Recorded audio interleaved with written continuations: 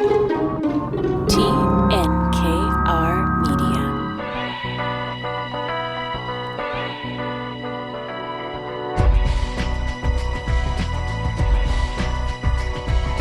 Welcome to Inspiring Entrepreneurs Montreal, showcasing stories from outstanding business people by BDO Canada. My name is Dan Delmar, along with Mike Newton of BDO. Hey, Mike. Hey, Dan. How are you? Excellent. How are you? Very good, thanks. So there's a bit of a theme developing over the last couple of weeks. We're talking a lot about AI, artificial intelligence. There's a lot going on with ChatGPT 4 and all kinds of automation going at hyper speed. Why are you interested in this topic, Mike?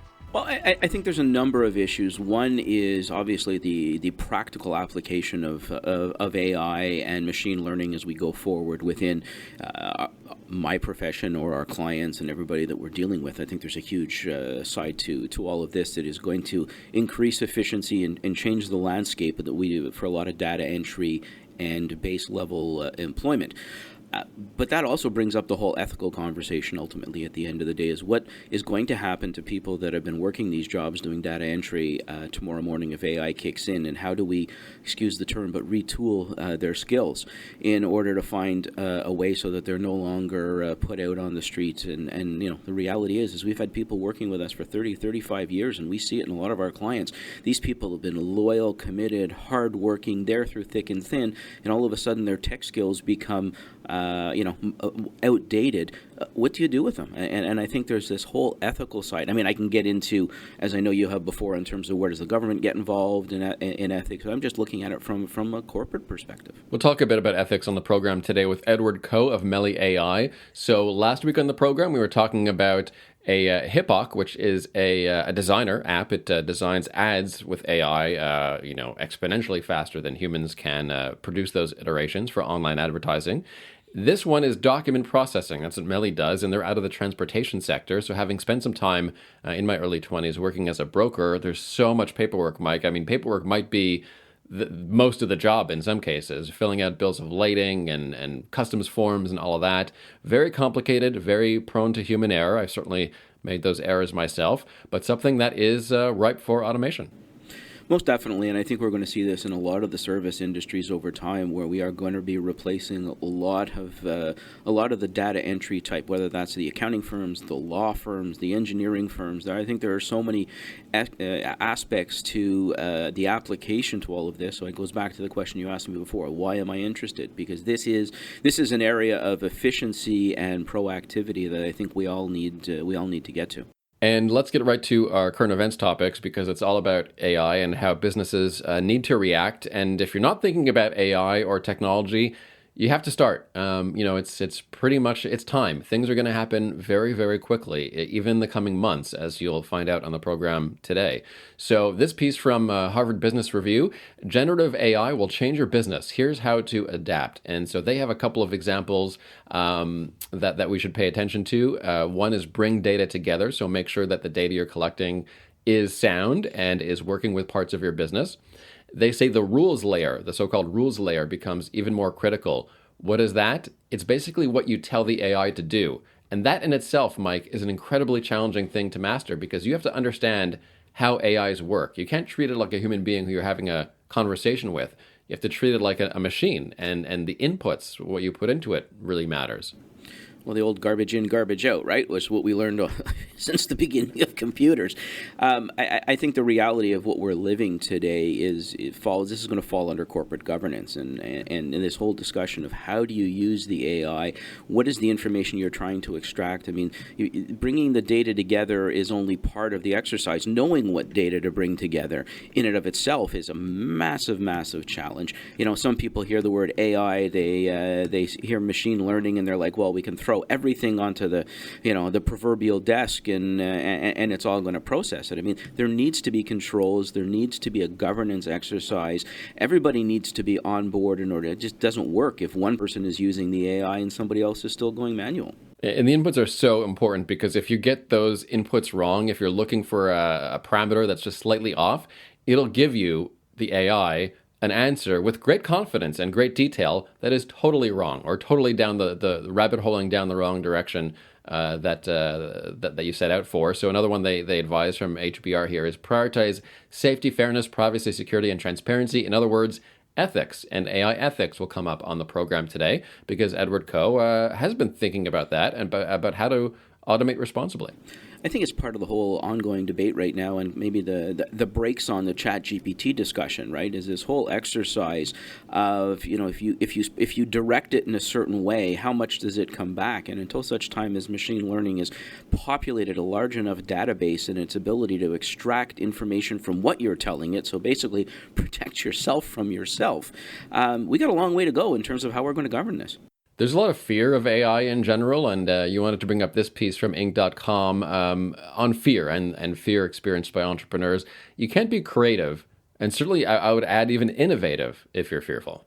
Yeah, the employer's role has to be to create an environment that is, that allows for mistakes, it allows for learning in the exercise. I mean, obviously, if we're going to move to the technology side of things, we are going to eliminate some of those mistakes. But you still need an environment where ultimately, at the end of the day, there's a safety zone in terms of what that means. The other exercise in terms of being fearful is we live in a political climate that is very dicey right now, between what we're seeing in Washington and Ottawa and the behavior of our politicians, as well as DEI and everything else that's going around. A lot of people are very concerned about how they bring up an idea or how they reference an idea or what to do with a certain idea for fear of offending somebody. And there's it's a governance discussion here in terms of what's safe, what is fair to talk about, and you have to find that balance between being fair to people as well as not crushing people's creative spirit and inventiveness.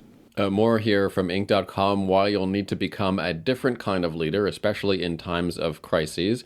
They give some advice, and one I like a lot is remind your team that you've all been here before, or you, perhaps humanity or, society, and survived and thrived. So, perseverance, or the buzzword was resilience, very important. Yeah, resilience. I mean, it's a word we've used over and over again during and coming out of COVID. But I think the discussion of being a different kind of leader, it's taking on a new role. I mean, I go back to that comment of Ottawa and Washington. The behaviors that we see on an ongoing basis in public are really not something that we should be mimicking. And ultimately, you could say that about your sports leaders. You could say that about politicians, as you could say it about actors and actresses. The ability to use social media to get a point out has often lost the human side of the way we're doing things. And the leadership skills, I think, today fall more and more back on corporate Canada and corporate America to start leading the way, because I think too many other people are just worried about a public presence and an image. And we need to start setting the example as business owners for that environment of leadership and that passion, that whole getting things done, empathy. All of these things need to be coming, and I think more and more so from lower levels of government where people aren't just there for politics reasons, and from the corporate world and our communities, and that is going to play a huge role in that type of leadership. If you can't go to your business every day and not think, what is your impact on the people around you? A couple of more newsier items that we should get to. One is that the CRA, Canada Revenue Agency, they're not on strike. A lot of media have been reporting that. They voted for a strike mandate, which is to say they can go on strike at any time whenever their leaders feel it is strategically important to them. Yeah, I think that it throws a huge cloud, and obviously there's a timing on all of this being, tax time at the end of April. The biggest fear factor associated from the union's ability to carry some leverage is obviously going to be during a period of the biggest volume. People are looking for their refunds. People are looking to file tax returns. So there's no doubt that this is a good political time to threaten strike. Whether they will or they won't, and whether the government would step in and override with a no strike mandate, I guess, remains to be seen. So we're we're the 15th of April, and there's 15 days left. So we'll keep our fingers crossed that they push this out if they need to go in that direction. In the event of a strike, what's the move there for entrepreneurs? Do you accelerate some of your submissions, or can you hang back a little bit? I think it's all going to depend on what the terms of the strike are. I mean, if the terms are such that they say they've extended a deadline because of the strike, then obviously you have a new deadline. Then, we are dealing in Quebec, obviously, where you've got two different governments involved. Would Quebec follow suit, or is Quebec going to still impose an April 30th? So there's a few things to play into this that don't make it as simple as everybody thinks going on strike is. But let's just hope they can find middle ground to at least defer it out. I don't think anybody who's forget those working in the profession. Most of those people, and there's a lot of people out there that count on refunds or processing their tax returns in order for GST, QST credits and everything else and family allowance that need to get their tax returns in. This study upcoming from BDC and Juniper Consulting, a Montreal consultancy, they're going to take a look at the trends affecting Canadian businesses in retail, manufacturing, construction, so post-COVID, labor shortage, climate change, etc. You're looking forward to this deep dive, Mike? Yeah, my biggest area of interest, once we get outside of the technology field, is this whole discussion of manufacturing. For years, North America pushed its manufacturing offshore. COVID started to see it come back. Just out of pure necessity, when you couldn't support the supply chain or logistics and everything that was involved. So it's going to be interesting to see where that goes. Retail, no doubt, e-commerce and shopping online has changed the face of bricks and mortar from a retail perspective. How is that going to change? Is everybody going to turn into a warehouse, or are people still going to want to shop? Who knows what that's going to look like?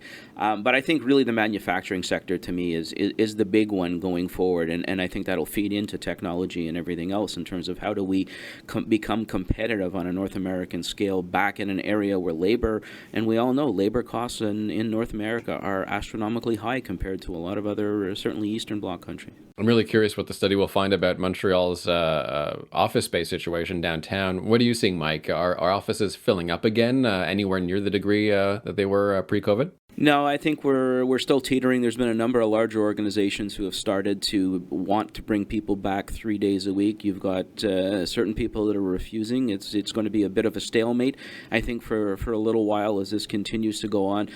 Goldman Sachs recently put out a study that's talking about the impact on commercial real estate and how that's going to maybe create what we were hoping for in a soft landing from a recession to a much harder landing.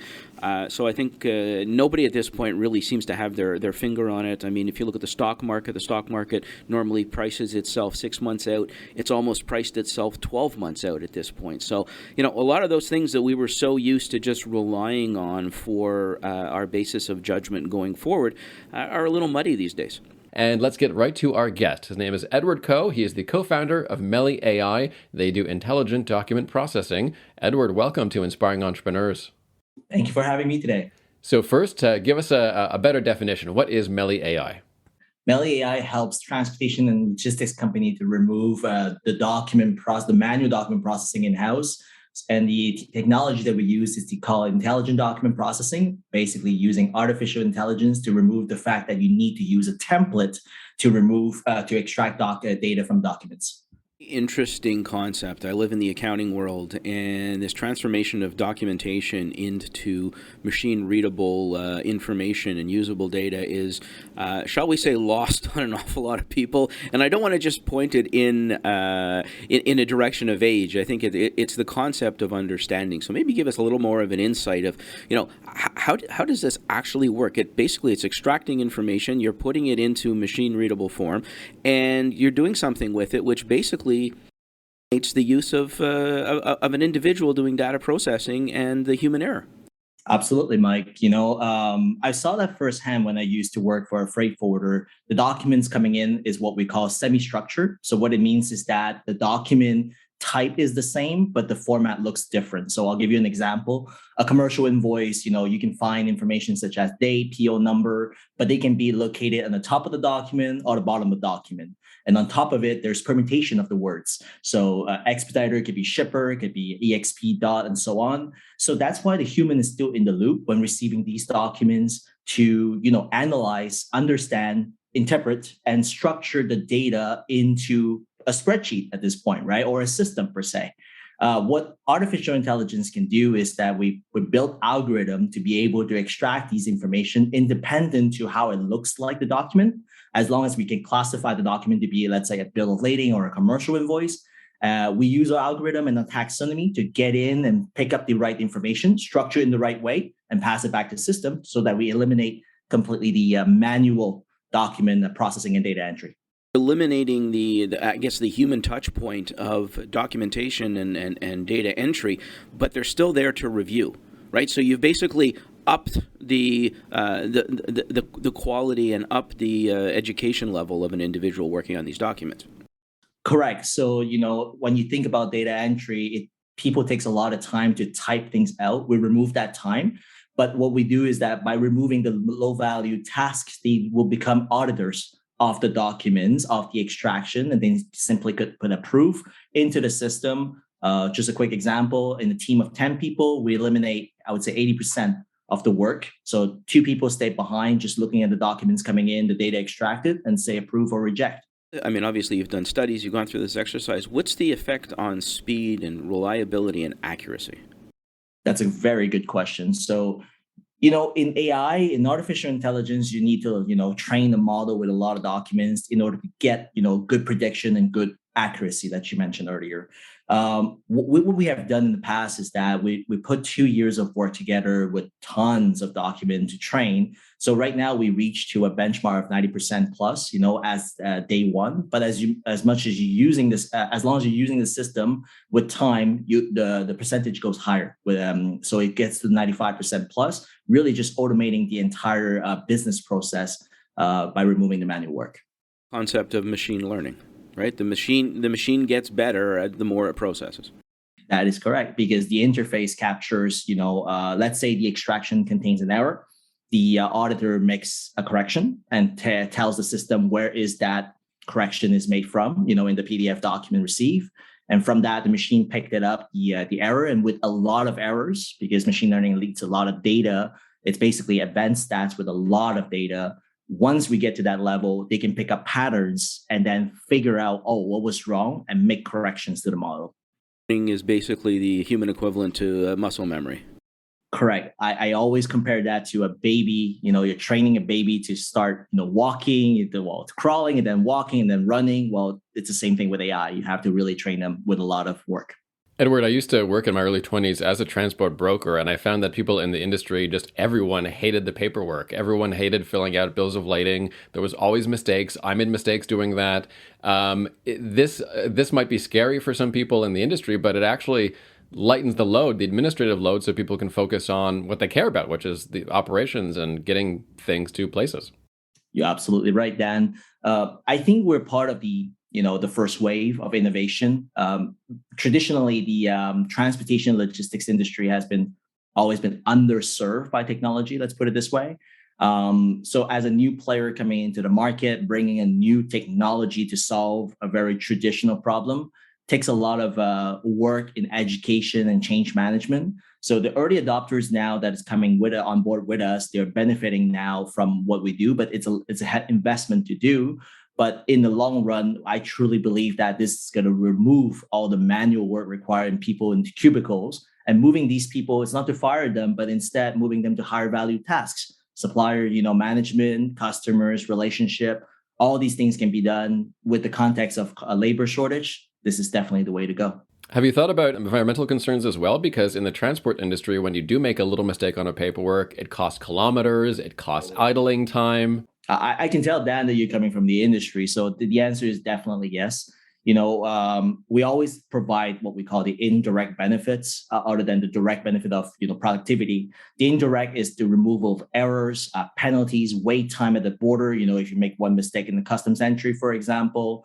And eventually, when we collect enough data, we'll build business intelligence and further optimizing, let's say, the route, reducing the number of empty haul, and so on. So I think, everything starts with data. Data is sitting in currently a PDF, a dead document.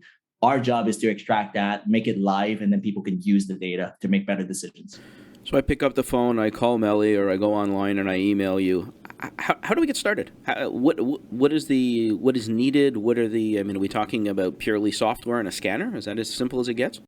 Well, no, we're a SaaS platform, so we're a service, a service online. Everything is on cloud. So our clients, when they're interested, they contact us and tell us about their pain point with the paperwork and the manual work. And from there, we ask them a few questions such as, what document types do you receive? What system do you currently use? And from there, how many people is using the system? So we calculate the business case, we get them on board. The first thing that they receive is our platform, access to a platform, to a smart inbox to replace their traditional Outlook inbox where they receive emails.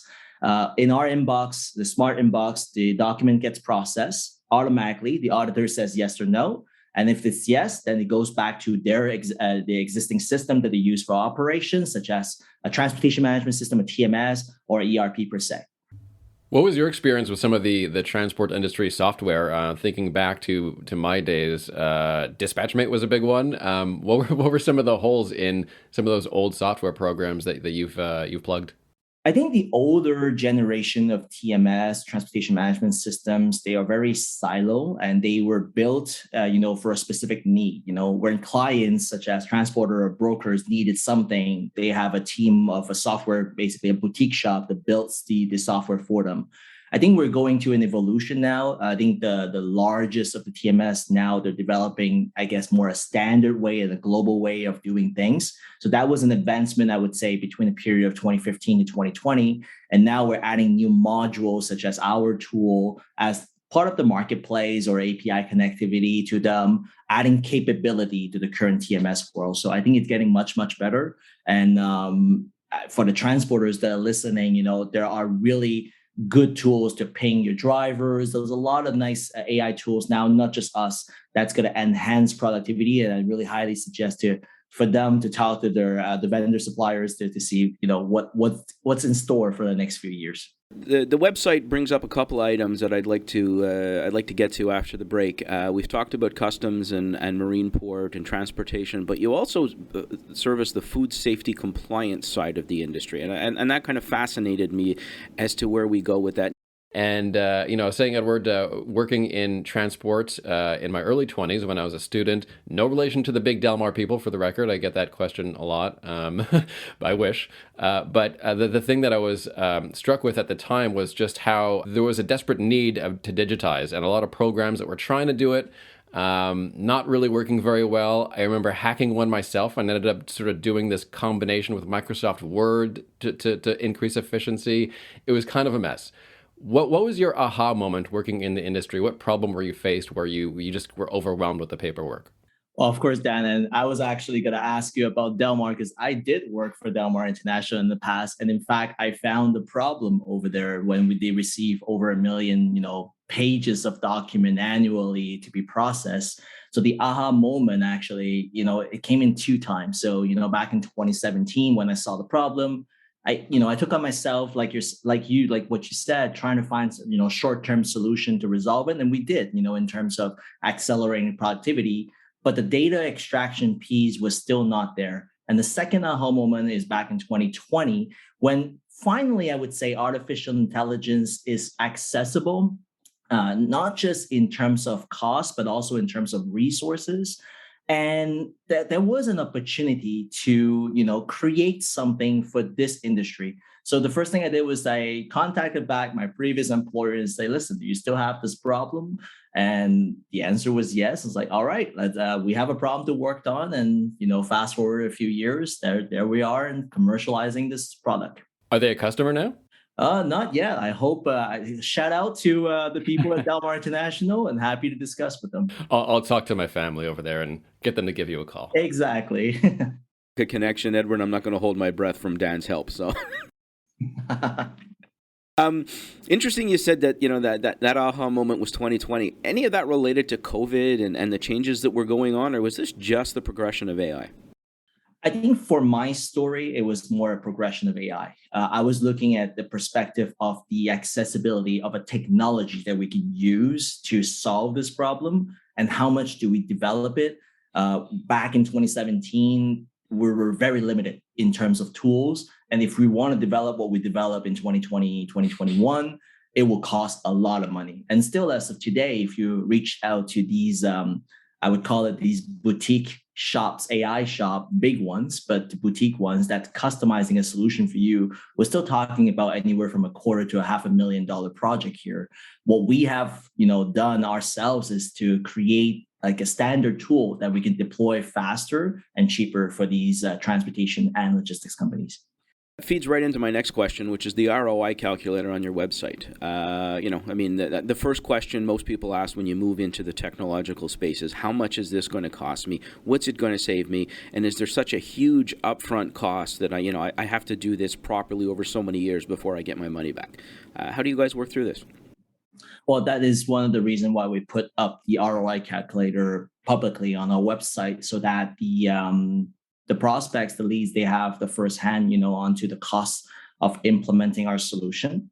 I think, I've given many webinars and education piece on implementing AI projects. And I think one thing that people needs to understand is this is implementing an innovative technology and not a mature technology. So for example, if you're implementing an SAP, a large ERP system that's going to cost you, let's say 2 million, you know exactly the return because the software has been already well developed and the expected result getting out of the technology. With innovations like us, we see that there is an end goal, there is an objective to prediction and getting a better prediction over time. There is an investment for the early type of investment. The first 6 months is going to be a lot of work to get together.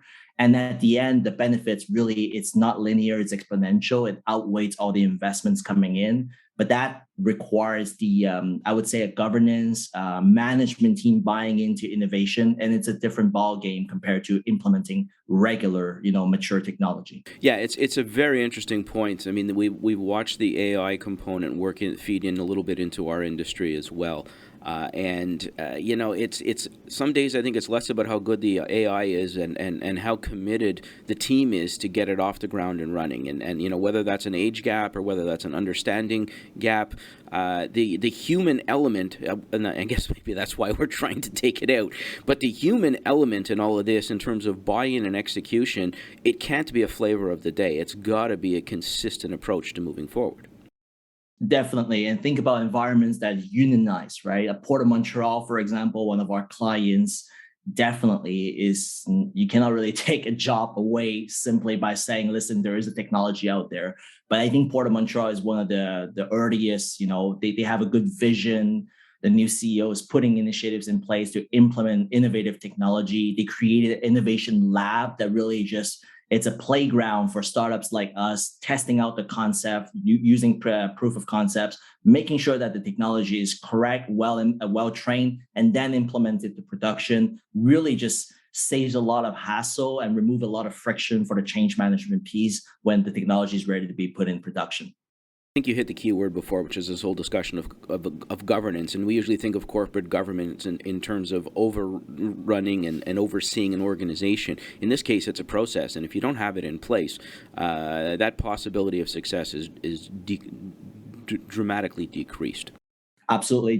Not just government, even private companies, when they, even though if they're not unionized, they are concerned about the investment and where it goes in terms of the expected results, the expected ROI, the return on the investment. So I guess, what I want to bring here to the table today is that, speaking from a Quebec perspective, there's a lot of funding right now to help companies to accelerate in their digital transformation, including implementation of AI. There's a lot of program. The federal budget also came out, a lot of acts, putting a lot of emphasis on implementation technology, showcasing that we're the best in the world of implementing AI. So I encourage these companies that are looking for new, implementation of technology to look at is actually funding program to de-risk your investment in terms of financial. You still need to put the hard work, but definitely it's a much easier talk when half of your risk financially is taken out away before you start. Do you guys actually help on the consulting side of all of this? When somebody says, hey, you can go to the government for this, there's these programs, are you providing that assistance or do you team up with somebody? Yes, as innovator, I would say, for a new technology, consultation or advices that we have to give to the enterprise before they make a decision is critical. So we know, and we're very deeply ingrained into the ecosystem in here in Montreal. We have a lot of supporters around us, from National Research Canada to Ministère de l'Économie, Innovation et Énergie, to business accelerators such as Mely.ai and Centec. We have a lot of resources that we know we can leverage to turn, an idea to a project for companies. So definitely, in our discovery call, we always cover that with our clients, and we want their success. So it's not only taking the money away and just trying to buy a product. We need help and they need help as well. So we try to work together. Let's look far into the future now. There's a lot of automation coming to transport, of course, driverless trucks, eventually driverless ships. That's all going to happen pretty slowly, I think, for safety reasons especially. But it is happening. And are you considering that? Are you considering Mely and how it ties into the whole experience, from ordering to processing to the actual logistics and shipping of it? Great question, Dan. In my last webinar, I spoke about, AI as a whole ecosystem, and what Mely.ai is talking really into natural language processing and computer vision. There are other companies that specialize into, let's say, autonomous vehicles or, camera surveillance and all that. That's another domain, but we work together in the ecosystem. So we know these players, and we're not shy to recommend some of our peers, to our clients as well. Port of Montreal is a good example. So a couple of companies working with them. So definitely we're not the solution for everything. There's no silver bullet to this. It has to be a combination of different technology. But what I want to bring to the table today, speaking to these companies, is that you really need to define your business need first, because there's a lot of solutions out there, but if it doesn't fit your pain point, your business needs, it's an investment that's not going to be worth the return. So very important to figure out the business case before we start. Mike, I was thinking of LedarTech, for example, and sort of the more on the ground AI and how that can integrate into products like Mely. I mean, eventually the whole system is going to be automated from end to end. The application across many industries is huge, and you look at the labor component, you look at the staffing shortages that we're all having, you look at the human error associated with so much data entry. I'm actually looking forward to seeing this. I'm 55, so in theory there's another 10 years left in this profession. I'd love to see this take hold long before I had decided to hang up my calculator. And a couple more minutes now, Edward. I have a couple more follow-up questions on AI. Do you think about the ethics of it? Obviously, a lot of people work in transport, very hard work. Trucking is probably the most difficult job I've ever encountered, really. Truckers work really long, hard hours. Those manual labor jobs aren't going anywhere soon. They're very difficult to phase out. Do you think about a responsible phase out of those jobs as you help automate the industry? Absolutely. So, it's one of the biggest questions. And in fact, I think you all saw the news, the tech giants has signed to put a pause right now on AI development, such as technology such as ChatGPT, because it can go really right and it can go really wrong as well. From our perspective, first of all, Mely.ai has signed the Montreal Convention of Ethical Development of AI. So we know how important it is in terms of developing the ethical way of AI. And I would say, fortunately for what we do, the development that we have to do in AI doesn't really have hard decisions. So for example, an autonomous vehicle, if it needs to stop, if it needs to hit someone, who to hit, if there's a problem, something that you've probably seen online, that's an ethical question that we don't have to face, with our software. However, I still believe that it impacts people with the implementation of our technology.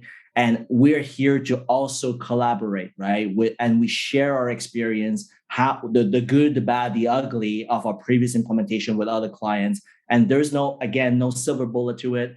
We're going to look at case by case, but obviously, we're trying currently to solve the labor shortage issue. So I think at this moment, for the next 2 to 3 years, we're going to the right direction. That's awesome. I'm really glad to hear that you signed the Montreal Declaration. Mike, there's a Montreal AI Ethics Institute. This goes back about a decade here in Montreal. Just the other week, I was interviewing Abhishek Gupta, who is the founder of it, on CJD. I was filling in on Easter weekend. And it's such an important thing, I think, for companies to have a sense of ethics and to have a guideline when they're going into these adventures, because then, when you're faced, right, Edward, with some moral dilemmas, you're going to know what to do.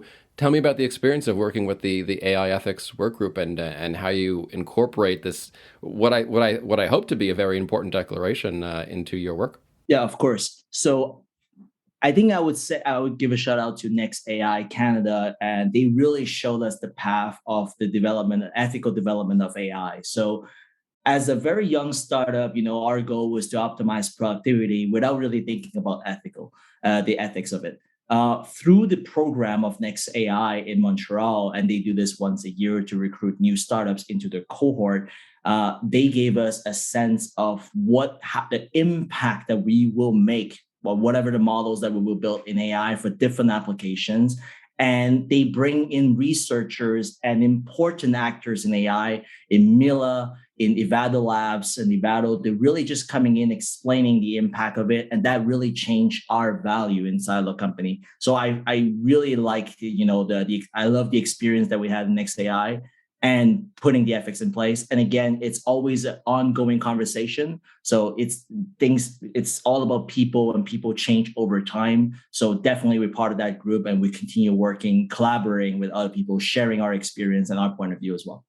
Lawyer has a major role to play going forward in all of this. I mean, there's one thing from those that are involved in the AI production and looking at the moral and ethical component, but I think from an employer perspective, I mean, that upgrading of talent or upgrading of skills is even more important, and what kind of commitment employers are going to have.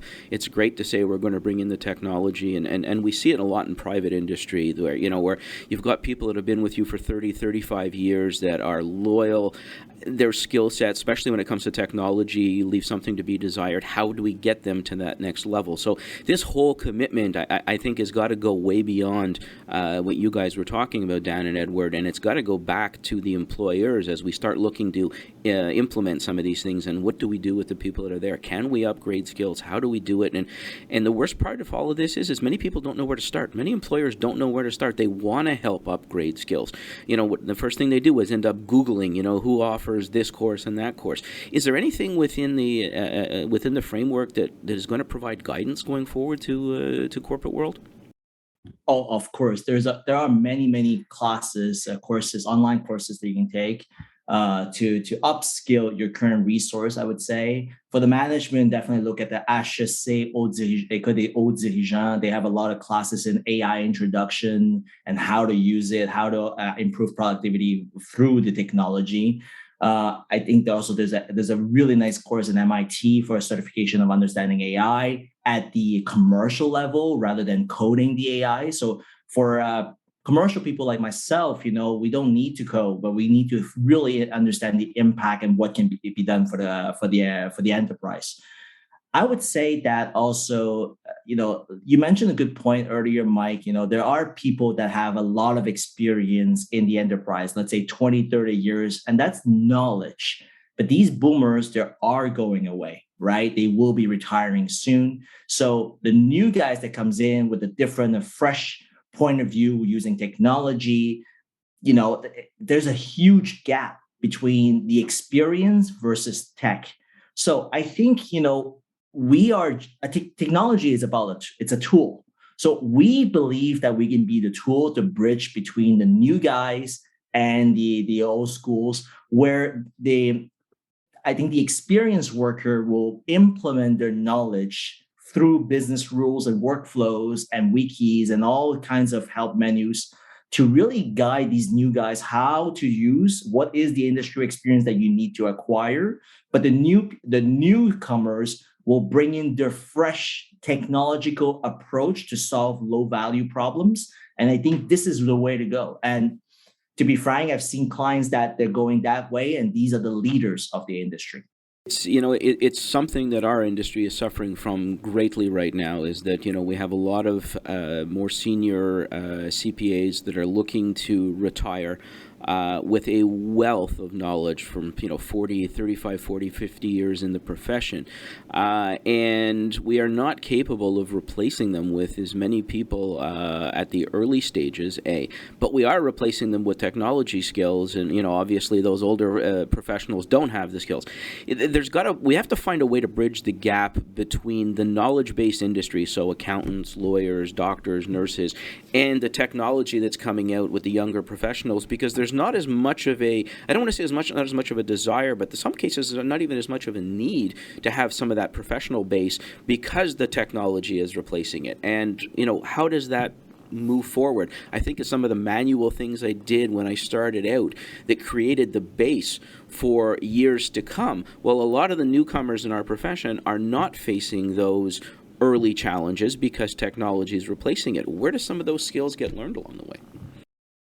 I think, through our experience and the best projects that we have done with our clients and facing this exact problem about the bridge between the new guys and the wealth of experience is really use a good use of business analysts as a new role. So a senior business analyst will be able to break down the knowledge that the senior guys have into smaller pieces, easier to consume by the new guys and easier also consumed by the software, by the product, the technology, for example, and really slowly, educating the newer generation from the past, learnings and mistakes and what to avoid.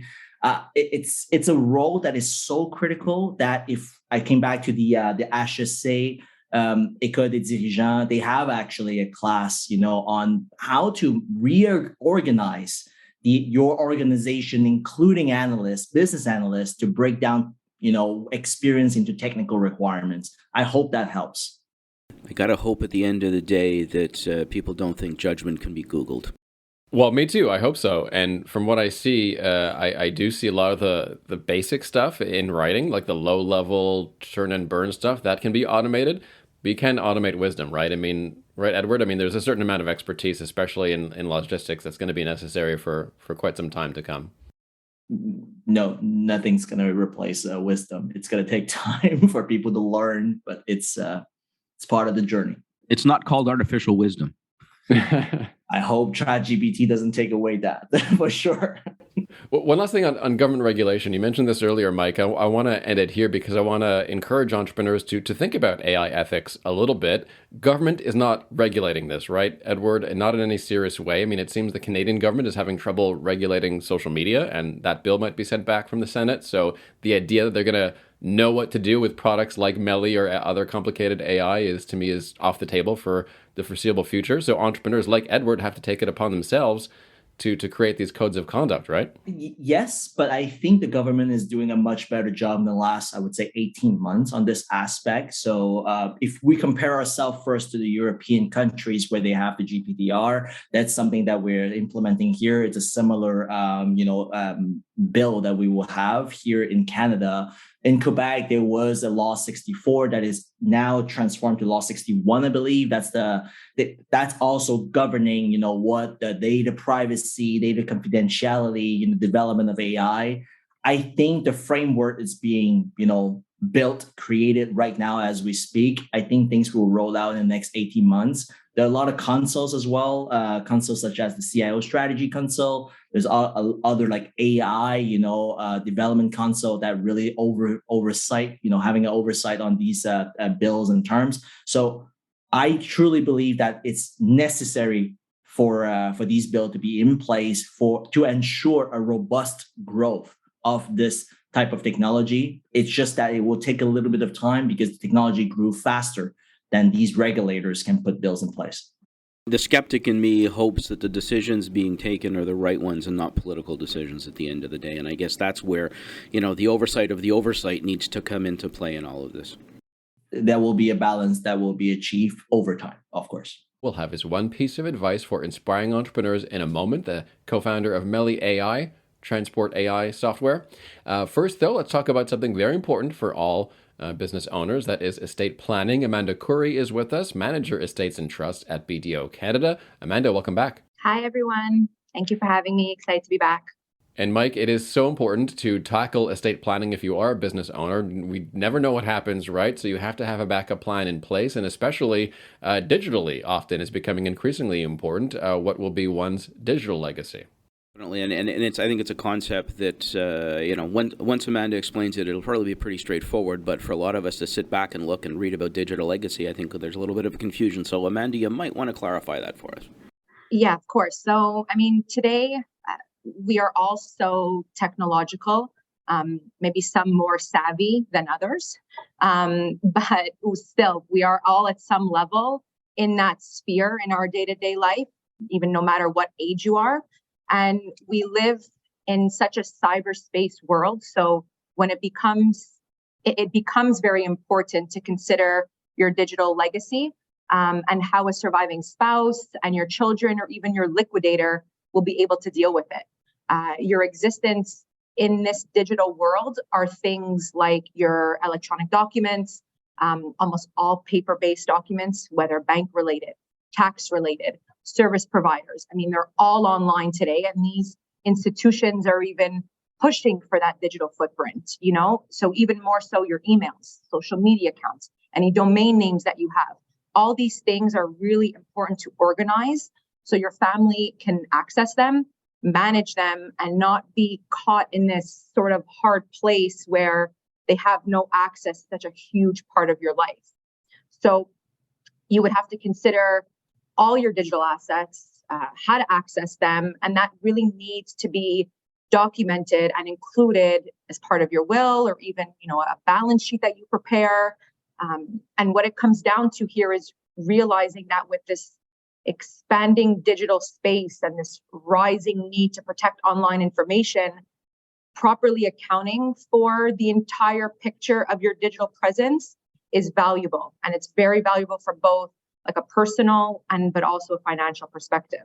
This very clearly is not just related to, somebody who's 75 years old looking to, to create a will. This is obviously goes from anybody who's putting their legacy together, and whether that's, 30 years old making your first will to somebody who's accumulated a significant wealth and setting things up. I mean, there's a basis for all of this. But I think as you move forward and we're starting to see a lot more people now who are debating whether they should start giving away some of their assets during their lifetime vis-a-vis the traditional way, which was to give it away in the will. What are you seeing, and how is this affecting some of the work that you're doing? Well, I think before embarking on any decision about the timing of when you're going to be passing your wealth, or let's say your patrimony down, either during your lifetime or at death, or even a combination of both, actually. It's crucial to first assess, and this is what we always want people to do, to assess first and consider your personal financial situation. Try and think about your future potential needs, and identify the type of lifestyle that you would want to live, let's say in your retirement or even post-retirement. You should be taking account of all your sources of income and assets, and then comparing all that with your objectives for your future, and always taking into account your maximum long-term needs. Many people feel strongly, I think, about helping the younger generations in their family and being around to see those benefits of their gifts. And even for some, they hope to see their younger generations maybe start achieving their ambitions sooner, or be able to enjoy and use the assets more immediately. And all that is really important to a lot of people. And that's why if a comprehensive estate plan is thoroughly prepared and even reviewed every so often, it can really help provide some insight into you having the option to do just that, giving away your wealth while you are still alive. I can't emphasize enough that you're not referring here to somebody sitting on their deathbed. You are talking about people that are giving away wealth and assets strategically over the course of over their life. Yeah, definitely. It's I think the key word here is just being proactive throughout your life. Like it's important to ask yourself a range of questions while you're doing so, while you're preparing these plans, and focus on that, and really sit down with your plans and see what's going to be best for everyone in your family, yes, but also for yourself later on. You don't ever want to put yourself in a place where you gave away too much and you didn't think about your personal needs later on either. Going to get it back afterwards? No. Amanda Khoury, Manager, Estates and Trust at BDO Canada. Thanks, Amanda. Thank you, guys. And now, as we come to the end of our show, we turn to our entrepreneur, Edward Ko, and we ask him, Edward, for your one piece of advice for inspiring entrepreneurs. What do you think? Be passionate. That's the first thing that I would encourage the entrepreneurs. If you're not passionate about the problem, if you're not waking up, be excited about the problem, this is not for you. But then along the way, be persistent, resilient. There will be a lot of no's, a lot of challenge ahead. You have to put a hard work. It's not a freebie to start a company, to become an entrepreneur, and you have to be ready for that. And the last thing I want to give is that you have to surround yourself with a strong network of coaches, advisors. There's a lot of people there that are willing to help you and answering questions, providing guidance to your journey. We don't know everything and we need help on different aspects. So don't be shy. Ask the question and ask for help for it. Thanks so much, Edward. Edward Ko, Mely.ai, and Mike, another entrepreneur who's geared towards problem solving and, thinking back to the times where I remember making a mistake on a bill of lading and a trucker sitting and idling and wasting the fuel. And I felt bad about that. And Edward's gone a long way to solve those problems. Technology, once again, is moving forward, and the key is the whole ethical discussion of how we're going to use it. But, Edward, it's almost like you and I planned this, because if you were to ask me my top three needs for success, it's number one, without fail, is passion. Number two is execution. And number three is that whole mindfulness and looking at your surroundings and understanding the people around you. So, I could say that your 3 points were fabulous, but that would be self-serving to a certain degree. But hey, what do you want me to say? Well, I hope we're connected, Mike. You got it. Great having you. Thank you so much for today. Thanks very much, Edward. Thank you, Dan. Thank you, Mike, for having me on the show. A reminder, you can subscribe to Inspiring Entrepreneurs Montreal as a podcast on iHeartRadio, Apple, or your favorite platform. And you can log on to the website, inspiringentrepreneursmtl.com, for hundreds of local entrepreneur profiles dating back to 2009. See you back here next week.